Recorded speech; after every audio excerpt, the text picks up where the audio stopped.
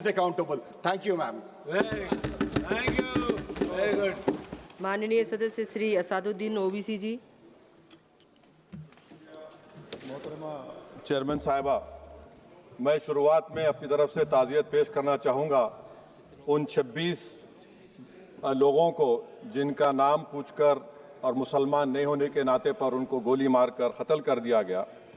मैं ताज़ियत पेश करना चाहूँगा मौलाना इकबाल को, जो पूंछ के मदरसुल ज़ियाउल उलूम के मुदर्रिस थे, उस 5 साला लड़की मरियम को जिसको पाकिस्तान की शेलिंग में उसका पेट फट गया।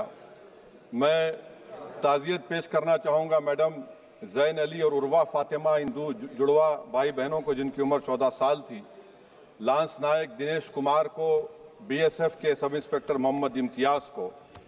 मैं शुक्रिया अदा करना चाहूँगा कश्मीर की आवाम का कि उन्होंने पहलगाम के वाक़े के बाद मस्जिदों से ऐलान किया मजम्मत का, बग़ैर किसी के बोलने पर रोड पर निकलकर उन्होंने पाकिस्तान से आए हुए दहशतगर्दों की मजम्मत की। मैं मुबारकबाद देता हूँ हमारी मुसल्लह अफ़वाज को कि उन्होंने एक अजीम कुर्बानी पेश की और बहादुरी के साथ ऑपरेशन सिंदूर में भारत को कामयाबी दिलाई। मैं मुसल्लह अफ़वाज ने पहले 9 दहशतगर्द ठिकानों पर उनको निशाना बनाया और सबसे मेरी नज़र में जो दहशतगर्दी के दिल पर हमला हुआ वो भावलपुर का था और 6 एयरफील्ड, 3 हैंगर और 2 रनवेज को हमने तबाह किया। बाद में ऑपरेशन सिंदूर की कामयाबी की एक अहम वजह यह थी मैडम कि मुल्क में इत्तेहाद और इत्तेफाक पैदा हो गया था, एक यूफोरिया पैदा हो गया था, मगर अफसोस कि हुकूमत ने उसका फ़ायदा नहीं उठाया। मैं आज भी कह रहा हूँ, जिम्मेदारी के साथ कह रहा हूँ कि पाकिस्तानी फ़ौज, पाकिस्तान की ISI, पाकिस्तान का डीप स्टेट, उनका हयाती मकसद ये है कि हमेशा भारत को कमज़ोर किया जाए और अगर हमको इन ताकतों को कमज़ोर करना है तो देश में इत्तेहाद और इत्तेफाक को बरकरार रखना पड़ेगा। अगर हम बुलडोज़र के ज़रिए या फिर लिसानी जबर के ज़रिए या मजहबी फ़िरक़ा परस्ती के ज़रिए अक़लियतों को निशाना बनाएंगे तो हम खुदा ना खास्ता उन पड़ोसी मुल्क के दहशतगर्द तंजीमों को कहीं कामयाब ना हो जाए। मैडम, मैं आपके सामने ये भी कहना चाहूँगा कि इत्तेहाद और इत्तेफाक इस मुल्क में जब मजबूत होगा तो हमको बैनुल-अक़वामी सतह पर दिखाने की ज़रूरत नहीं पड़ेगी। मैं आपकी तरफ से हुकूमत से चंद सवालात करना चाहूँगा कि वज़ीर आज़म ने कहा कि खून और पानी एक साथ नहीं बह सकते, आतंकवाद और बातचीत एक साथ नहीं हो सकती। तो मेरा सवाल आपके ज़रिए से वज़ीर आज़म और हुकूमत से ये है, फिर जिन इंसानों को बैसारा की वादी में मारा गया था, क्या आपका ज़मीर इस बात की इजाज़त देता है कि आप ट्रेड बंद कर दिए, पाकिस्तान का एयरक्राफ्ट हमारे एयर स्पेस में नहीं आ सकता, उनकी कश्ती हमारे पानी में नहीं आ सकती, ट्रेड ख़त्म हो चुका है डायरेक्ट इनडायरेक्टेड, आपका ज़मीर जिंदा क्यों नहीं है? किस सूरत से आप पाकिस्तान से क्रिकेट मैच खेलेंगे जब हम पानी नहीं दे रहे हैं? 80% पानी पाकिस्तान का हम रोक रहे हैं, ये कहकर के पानी और खून नहीं बहेगा, आप क्रिकेट मैच खेलेंगे? मैडम, मेरा ज़मीर तो गवारा नहीं करता कि मैं उस मैच को देखूंगा। क्या इस हुकूमत में इतनी हिम्मत है कि उन 25 मरने वालों को फोन करके कहे कि देखो हमने ऑपरेशन सिंदूर में बदला ले लिया, अब तुम पाकिस्तान का मैच देखो? बड़ी अफसोस की बात है मैडम। मैडम, अकाउंटेबिलिटी किस पर है? पहलगाम किसने किया? 7.5 लाख हमारी फौज और सेंट्रल पैरामिलिट्री फोर्स है, ये कहां से 4 चूहे घुसकर हमारे भारत के नागरिक को मारे? अकाउंटेबिलिटी किस पर फिक्स होगी? LG पर फिक्स होगी तो LG को बरतरफ करिए, IB पर आती है तो एक्शन लीजिए, पुलिस पर आती है तो एक्शन लीजिए, मगर आप ये समझ रहे हैं कि ऑपरेशन कर दिया और हम खामोश लोग भूल जाएंगे। अकाउंटेबिलिटी फिक्स करना पड़ेगा।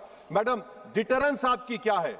आपने सर्जिकल स्ट्राइक किया, आपने बालाकोट किया, फिर ये पहलगाम हुआ, तो आपकी डिटरेंस की पॉलिसी नाकाम साबित हुई, कश्मीर की पॉलिसी नाकाम साबित हुई, 370 हटा दिया आपने एक रियासत को यूटी बना दिया और उसके बावजूद भी दहशतगर्द वहां पर पहुंच गए। तो और अफसोस मुझे इस बात का होता है मैडम कि पाकिस्तान को हम जानते हैं, पाकिस्तान और इजराइल इस पूरी दुनिया में एक फेल्ड स्टेट है और पाकिस्तान के आर्मी चीफ को, जिससे हमारे स्ट्रेटेजिक रिलेशनशिप है, जिसको अपना दोस्त कहते हैं, उस देश का प्रेसिडेंट उस शख्स को बुलाकर खाना खिलाता है अपने साथ जिसके भाषण से हमारे लोग मारे गए थे। तो क्या आपकी खारजा पॉलिसी कामयाब हुई? आप देख लीजिए। अच्छा, हमारे देश में एक ऐसी तंजीम है जिसका वजूद नफरत की बुनियाद पर और मजहबी अज़बियत को फैलाने के लिए बनाया गया। उनको तकलीफ है सेकुलरिज्म से, सोशलिज्म से, मगर हमारे संविधान के प्रियम्बल में लफ्ज सॉवरेन है। सॉवरेन का मतलब यह है कि हम खुद मुख्तार हैं, हम हाकिम आला हैं, हम अपने मुल्क के मुकद्दर का फैसला करेंगे। एक गोरा व्हाइट हाउस में बैठकर भारत की सीज फायर का ऐलान करेगा? यह आपका नेशनलिज्म है? अफसोस होता है मुझे सर। मैडम मैं आपसे पूछना चाह रहा हूं कि अगर एक चचा सैम ऐलान कर रहे हैं तो हमारी फौज पर क्या असर पड़ा होगा? हमारे उन पायलटों पर क्या असर पड़ेगा जो नहीं मालूम कितनी ऊपर आसमानों पर भारत की हिफाजत कर रहे हैं? वो नेवी का सिपाही जो समंदर में खड़ा हुआ है, उसको यह नहीं मालूम हो रहा है कि मेरा प्रधानमंत्री ऐलान नहीं किया, एक गोरे ने ऐलान किया। बड़ा ये आपके कैसा होगा ये? मैडम मेरा सवाल हुकूमत से यह भी है कि हम कोई एडवर्सेरियल कंट्री नहीं है अमेरिका के लिए, हम दोस्त हैं, स्ट्रेटेजिक रिलेशनशिप है। क्या क्या एग्रीमेंट हमने साइन नहीं किया, तो क्या ये दोस्ती निभा रहे हैं? मैडम मैं हिस्टोरिकल एग्जांपल दे रहा हूं, क्रुश्चेव और टीटो। क्रुश्चेव ने दबाव डाला, टीटो ने कहा मैं नहीं मानता, मैं नैम ज्वाइन करूंगा। मैडम फ्रांस और यूएसए, डिगोल को जब यूएसए ने दबाव डाला तो डिगोल ने कहा कि तुम दोस्त हो मगर हमारी खारिजा पॉलिसी आजाद ना है। मैडम वहीं पर आप देखिए गुजराल साहब, जिसको कहते सबसे कमजोर थे, वजीर आजम थे, उन्होंने बहादुरी का मजारा किया, रिफूलिंग करने नहीं दिया। वियतनाम 20 साल यूएसए से लड़ा मगर झुका नहीं, और हम उनको बोल भी नहीं पा रहे, हम तो कोई दुश्मन मुल्क तो नहीं है अमेरिका के, ये आपको समझने की जरूरत है। और मैडम यहां पर वजीर खारजा ने कहा वो चीन गए, डिप्टी चीफ ऑफ स्टाफ ने कहा कि चीन के इक्विपमेंट एक लाइव लैब था हमारे उनके लिए। क्या आपने कहा चीन को कि तुमने क्यों दिया पाकिस्तान को हथियार? आप नहीं कहे। और मैडम आप जानते हैं कि रक्षा मंत्री ने कहा कि स्विफ्ट एंड प्रोपोर्शनेट, तो फिर जो इंडोनेशिया मिलिट्री अटैचे ने कहा कि हमको कहा गया मत मारो, हम सेल्फ डिफेंस में भी नहीं मार सकते थे पाकिस्तान को। और अगर आप ट्रंप के बयान को गलत कह रहे हैं कि 5 एयरक्राफ्ट नहीं गिरे, मैं यकीन करता हूं आपकी बात का, आप हमारे पायलट्स को कमेंट करिए ना, हमारे पायलट्स को कमेंट करिए कि हम अपने पायलट्स की तारीफ करते हैं, आप वो भी नहीं करना चाहते। मैं हुकूमत से जानना चाहता हूं मैडम कि क्या फ्रांस ने हमको सोर्स कोड नहीं दिया जिसकी वजह से हमारे एयरक्राफ्ट को क्या नुकसान हुआ? अब मुस्तकबिल में आप हथियार खरीदेंगे तो क्या आप सोर्स कोड हासिल करेंगे? और मैडम मैं आपको बताना चाह रहा हूं, मेरे सवाल का जवाब हुकूमत दे, हमारे पास सैंक्शन जो स्क्वाड्रन है 42 है, 60 साल के बाद सिर्फ 29 काम कर रहे हैं। पाकिस्तान के पास 25 हैं, चीन के पास 50 से ज्यादा हैं। 11 साल से आप सरकार में हैं, सबमरीन नहीं है, थर्ड एयरक्राफ्ट कैरियर कहां पर है आप बताइए। और मैडम FATF में लाना पड़ेगा आपको, अगर आप विश्व गुरु हैं तो हम आपको चैलेंज कर रहे हैं, आप G7 के कंट्रीज को, GCC को और चचा सैम को राजी कराइए कि पाकिस्तान को, मैडम खत्म कर रहा हूं, FATF में दोबारा लाया जाए। मैडम ऑल पार्टी मीटिंग हुई, देखिए कितना कॉन्ट्रडिक्शन है केंद्र सरकार में और स्टेट सरकार में। ऑल पार्टी मीटिंग में मैं था, केंद्र सरकार ने कहा कि नहीं, बैसारन मिडोस पर तो कोई जा ही नहीं सकता, जून से पहले इजाजत लेना पड़ेगा। बाद में हमको मालूम हुआ कि साल भर खुला रहता मिडोस सिवाय बारिश और स्नो के।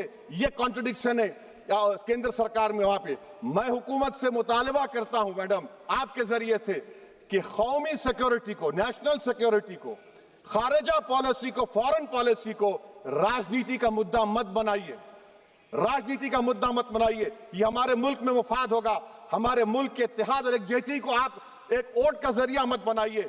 और मैं एक आखिरी बात पूछ रहा हूं मैडम, क्या चीन ने हमसे कहा था कि सीज फायर कर लो? और कैसे पाकिस्तान ने हमारे पायलट्स की बातों को सुना कि हमारा कम्युनिकेशन एनक्रिप्ट नहीं है? मैडम आखिर में मैं अपने शेर से इस अपनी बात को खत्म करूंगा कि अपने ही हाथों से सर अपना कटाना है हमें, मादर हिंद पे भेंट चढ़ाना है हमें, किस तरह मरते हैं एहरार वतन भारत पर, ये तमाशा है जो दुनिया को दिखाना है हमें। ये मैं भारत की उस बहादुर फौज के नाम पे करता हूं, मुसल्ह फौज के नाम पे करता हूं। ये शेर कहने वाला कोई बीजेपी का नहीं था, ये शेर कहने वाले का नाम शेर था, शहीद अशफाकुल्लाह। मैं फिर से हुकूमत से कह रहा हूं पाकिस्तान टेररिज्म करेगा। आप तैयार हो जाइए। आप चीन से मोहब्बत, कितना इम्बैलेंस हुआ ट्रेड का, कितना इम्बैलेंस हो रहा है चीन से। अच्छा, जब गलवान हुआ उस वक्त भी ट्रंप ने कहा था कि मैं बात करूंगा, हमने कहा नहीं बात करेंगे, जरूरत नहीं है। आज ट्रंप हमारे से पहले बोलता है। इज्जत नफ्स भी कोई चीज होती है। इख्तिदार में कोई यहां रहेगा, कोई वहां रहेगा, मगर इख्तिदार में इकबाल होना चाहिए। बदबख्ती की बात यह है कि आपने इकबाल को खो दिया। बहुत बहुत शुक्रिया। माननीय सदस्य श्री के फ्रांसिस जॉर्ज जी।